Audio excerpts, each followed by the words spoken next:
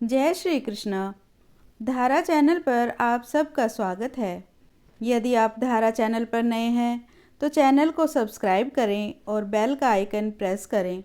इससे आपको आने वाली नई ज्ञानवर्धक वीडियो का नोटिफिकेशन मिलता रहेगा। जय श्री कृष्ण। मार्गशीर्ष माह में भगवान श्री कृष्ण जी की कथा और कहानियाँ सुनी जाती हैं। भगवान श्री कृष्ण के साथ असंख्य दिव्य लीलाएं जुड़ी हुई हैं। उन्हीं लीलाओं में से एक याज्ञिक ब्राह्मण की पत्नी से संबंधित है। ये श्री कृष्ण जी की कथा है जिसमें कृष्ण जी ने अपनी कृपा की, अपनी दया की वर्षा यज्ञ पत्नी एक ब्राह्मणी पर भी की। आइए सुनते हैं कृष्ण जी और यज्ञ पत्नी की कथा। जो श्री कृष्ण के दर्शन तथा उनकी मनमोहिनी छवि को देखने की प्रबल इच्छा रखती थी, किंतु उसके पति के हठ के कारण वह भगवान का दर्शन नहीं कर सकी और अंततः उसके प्राण शरीर से निकलकर भगवान में समा गए। आइए सुनते हैं पूरी कथा। सूत जी महाराज राजा परीक्षित को श्री कृष्ण जी की बहुत ही सुंदर सुंदर कथा का रसपान करा रहे हैं। आइए हम भी सुनते हैं। सूत जी महाराज बोले, हे परीक्षित, एक बार श्री कृष्ण बाल गोपालों के साथ गाय चराने गए। सभी ग्वाल बाल कृष्णा से बोले कि कन्हैया, हमें बहुत भूख लगी है, तुम हमारी भूख शांत करने का कुछ तो प्रयास करो। कन्हैया बोले कि ठीक है, यहाँ से कुछ दूरी पर ब्राह्मण यज्ञ कर रहे हैं, तुम वहाँ जाओ और वहाँ जाकर कुछ खाने के लिए उनसे वस्तुएं ले आओ। कृष्ण जी की बात मानकर सभी ग्वाल बाल वहाँ गए और बोले कि कुछ दूरी पर कृष्ण जी और बलराम आए हैं और उन्हें बहुत ज़ोर से भूख लगी है, तो आप कुछ खाने की वस्तु दे दीजिए। याज्ञिकों ने उन्हें फटकार कर खदेड़ दिया। तब भगवान ने याज्ञिक ब्राह्मणों की पत्नियों के पास उनको भेजा। वे श्री कृष्ण जी का मधुर नाम सुनते ही विविध प्रकार के भोजनों के थालों को सजाकर उनके पास चल दी। जब यज्ञशाला से सभी याज्ञियों की पत्नियां श्याम सुंदर के समीप जाने लगीं, तब एक याज्ञिक पत्नी के पति भोजन कर रहे थे। वे बड़े ही क्रोधी और कृपण थे। ब्राह्मण पत्नी ने जब सभी को जाते देखा, तब उसका हृदय भी भर आया। श्याम सुंदर और सलोनी सूरत को देखने की कितने समय की उसकी साध थी।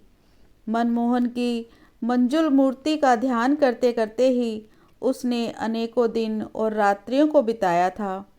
वे ही घनश्याम आज उसके समीप आ गए हैं और संग की सभी सहेलियां उन मनोहारिणी मूर्ति के दर्शनों से अपने नेत्रों को सार्थक बनाएंगी।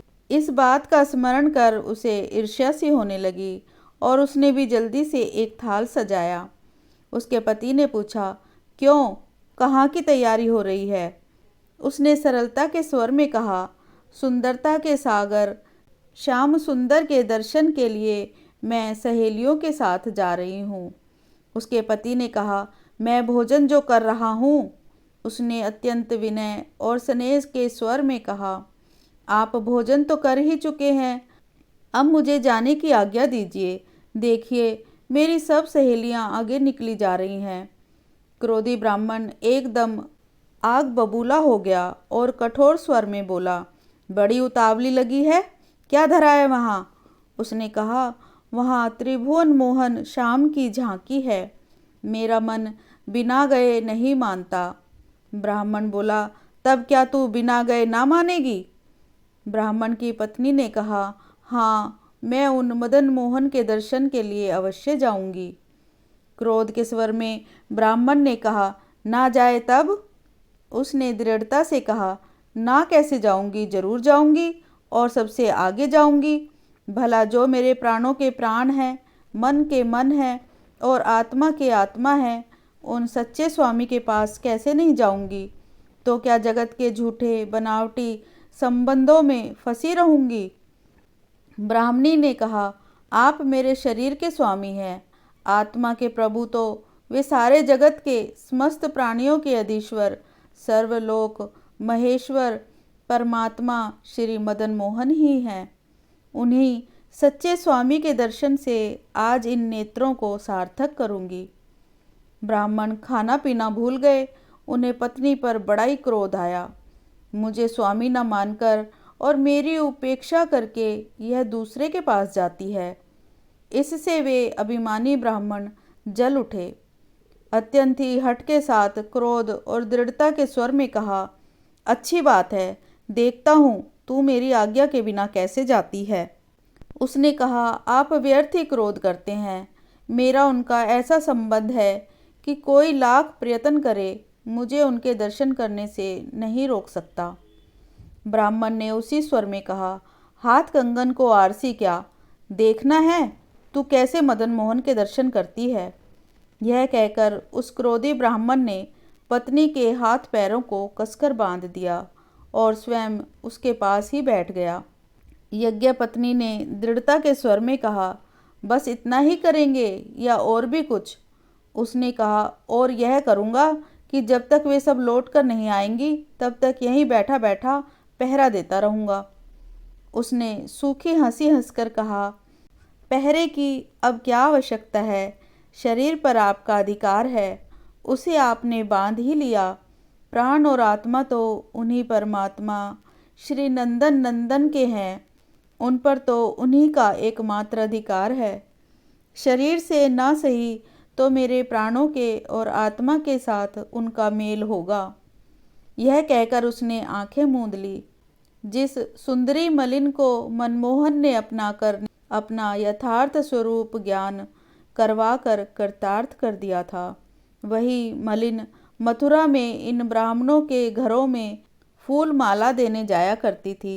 वही प्रतिदिन जा जाकर इन विप्र पत्नियों के सामने श्याम सुंदर के स्वरूप सौंदर्य का बखान किया करती थी। उसी के मुख से इसने यशोदानंदन के स्वरूप की इतनी व्याख्या और प्रशंसा सुनी थी। उसने जिस प्रकार ब्रिजनंदन के स्वरूप का वर्णन सुना था, उसी रूप का वह आंखें मूंद धीरे धीरे ध्यान करने लगी। ध्यान में उसने देखा, नीलमणि के समान शरीर की सुंदर आभा है। भरे हुए गोल गोल मुख के ऊपर काली काली घुंघराली लटें लटक रही हैं। गले में सुंदर फूलों की माला तथा कंठ पर आभूषण है। कमर में सुंदर पीली धोती बंधी हुई है। कंधों पर जरी का दुपट्टा फहरा रहा है। हाथ में छोटी सी मुरली शोभायमान है।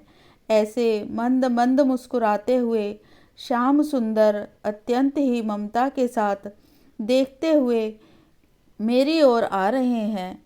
उन्हें देखते ही ब्राह्मणी का श्वास रुक गया।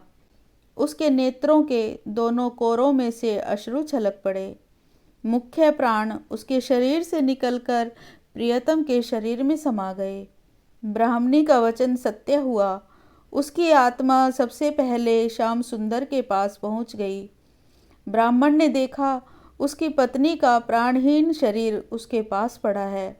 वह हाय हाय करके अपने भाग्य को कोसने लगा। हे प्राणों के प्राण, हे सभी के प्रिय स्वामी, इस ब्राह्मणी की सी उत्कृष्ट अभिलाषा और ऐसी एकाग्रता कभी इस प्रेमहीन जीवन में भी एक आध क्षण के लिए ही सही क्या कभी हो सकेगी। जय श्री कृष्णा, जय श्री कृष्णा। श्रीमद् भागवत पुराण के तृतीय स्कंद के 26वें अध्याय में भगवान ने अपनी माता देवहूति को महद आदि भिन्न भिन्न तत्वों की उत्पत्ति का वर्णन किया। आइए आज हम श्रीमद् भागवत पुराण का 27वें अध्याय का श्रवण करते हैं। अध्याय 27। आइए श्री भगवान जी के मुख से प्रकृति पुरुष के विवेक से मोक्ष प्राप्ति के वर्णन का कथन सुनते हैं। श्री भगवान कहते हैं, माता जी, जिस तरह जल में प्रतिबिंबित सूर्य के साथ जल के शीतलता, चंचलता आदि गुणों का संबंध नहीं होता, उसी प्रकार प्रकृति के कार्य शरीर में स्थित रहने पर भी आत्मा वास्तव में उसके सुख दुख आदि धर्मों से लिप्त नहीं होता, क्योंकि वह स्वभाव से निर्विकार, अकर्ता और निर्गुण है। किंतु जब वही प्राकृत गुणों से अपना संबंध स्थापित कर लेता है तब अहंकार से मोहित होकर मैं करता हूँ ऐसा मानने लगता है। उस अभिमान के कारण वह देह के संसर्ग से किए हुए पुण्य पाप रूप कर्मों के दोष से अपनी स्वाधीनता और शांति खो बैठता है तथा उत्तम, मध्यम और नीच योनियों में उत्पन्न होकर संसार चक्र में घूमता रहता है।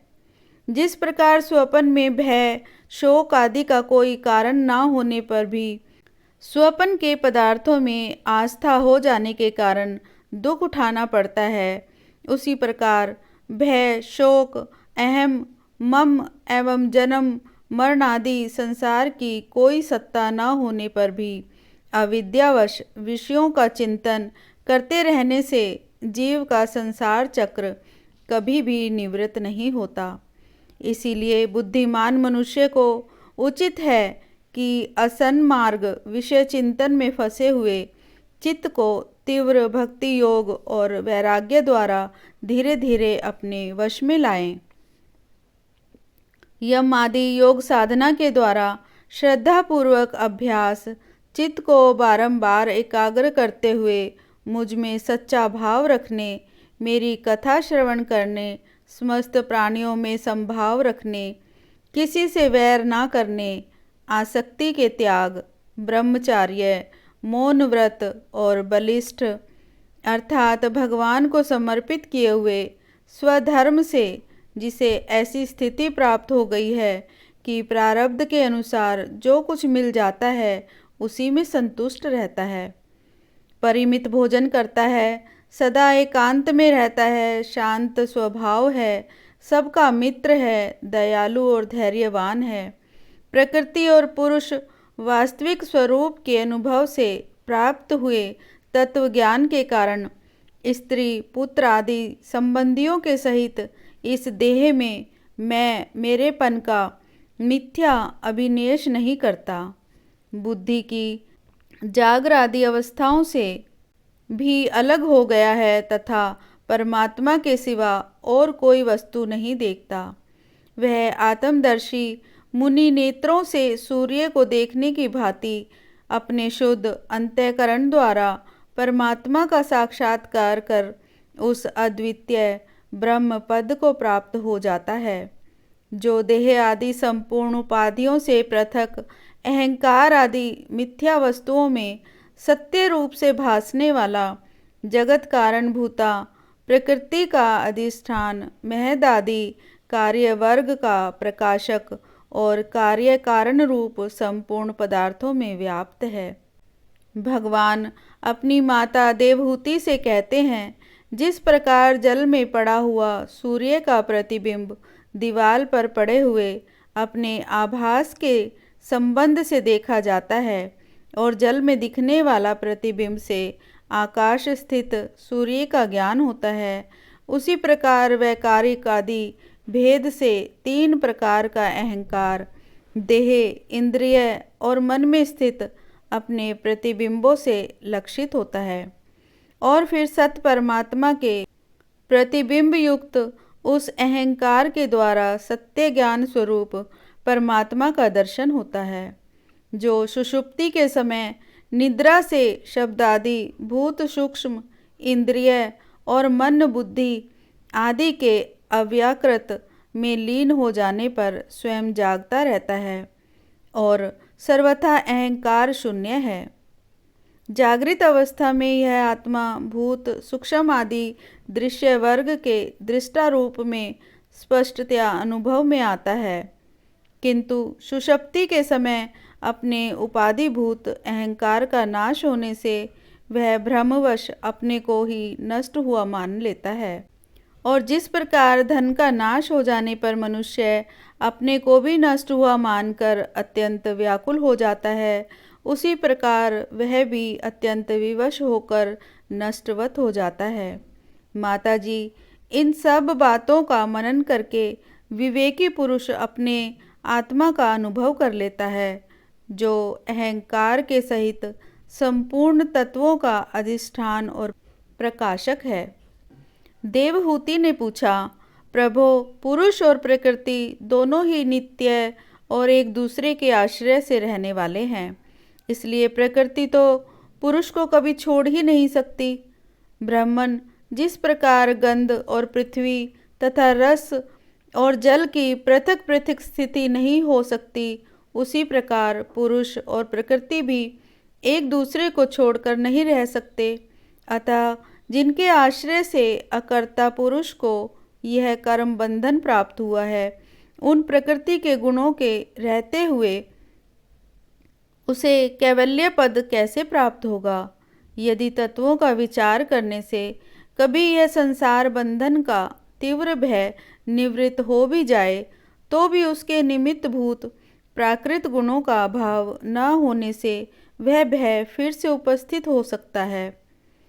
भगवान ने कहा, माताजी, जिस प्रकार अग्नि का उत्पत्ति स्थान अरणी अपने से ही उत्पन्न अग्नि से जलकर भस्म हो जाती है, उसी प्रकार निष्काम भाव से किए हुए सर्वधर्म पालन द्वारा अंतःकरण शुद्ध होने से बहुत समय तक भगवत कथा श्रवण द्वारा पुष्ट हुई मेरी तीव्र भक्ति से तत्व साक्षात्कार कराने वाले ज्ञान से, प्रबल वैराग्य से, व्रत नियम आदि के सहित किए हुए ध्यान अभ्यास से और चित्त की प्रगाढ़ एकाग्रता से पुरुष की प्रकृति दिन रात क्षीण होती हुई धीरे धीरे लीन हो जाती है। फिर नित्य प्रति दोष दिखने से भोग कर त्यागी हुई वह प्रकृति अपने स्वरूप में स्थित और स्वतंत्र अर्थात बंधन मुक्त हुए उस पुरुष का कुछ भी नहीं बिगाड़ सकती। जैसे सोए हुए पुरुष को स्वप्न में कितने ही अनर्थों का अनुभव करना पड़ता है, किंतु जग पड़ने पर उसे उन स्वप्नों के अनुभवों से किसी प्रकार का मोह नहीं होता, उसी प्रकार जिसे तत्व ज्ञान हो गया है और जो निरंतर मुझ में ही मन लगाए रहता है, उस आत्माराम मुनि का प्रकृति कुछ भी नहीं बिगाड़ सकती। जब मनुष्य अनेकों जन्मों में बहुत समय तक इस प्रकार आत्मचिंतन में ही निमग्न रहता है, तब उसे ब्रह्मलोक पर्यंत सभी प्रकार के भोगों से वैराग्य हो जाता है। मेरा वह धैर्यवान भक्त मेरी ही महती कृपा से तत्व ज्ञान प्राप्त करके आत्मा अनुभव के द्वारा सारे संशयों से मुक्त हो जाता है और फिर लिंग देह का नाश होने पर एकमात्र मेरे ही आश्रित अपने स्वरूप भूत कैवल्य संज्ञक मंगलमय पद को सहज में ही प्राप्त कर लेता है, जहाँ पहुँचने पर योगी फिर लौटकर नहीं आता। माताजी, यदि योगी का चित्त योग साधना से बढ़ी हुई मायामयी अनिमा आदि सिद्धियों में, जिनकी प्राप्ति का योग के सिवा दूसरा कोई साधन नहीं है, नहीं फंसता, तो उसे मेरा वह अविनाशी परम पद प्राप्त होता है, जहाँ मृत्यु की कुछ भी दाल नहीं गलती। इस प्रकार यह अध्याय यहीं समाप्त हुआ। ओम श्री कृष्णाय नमः।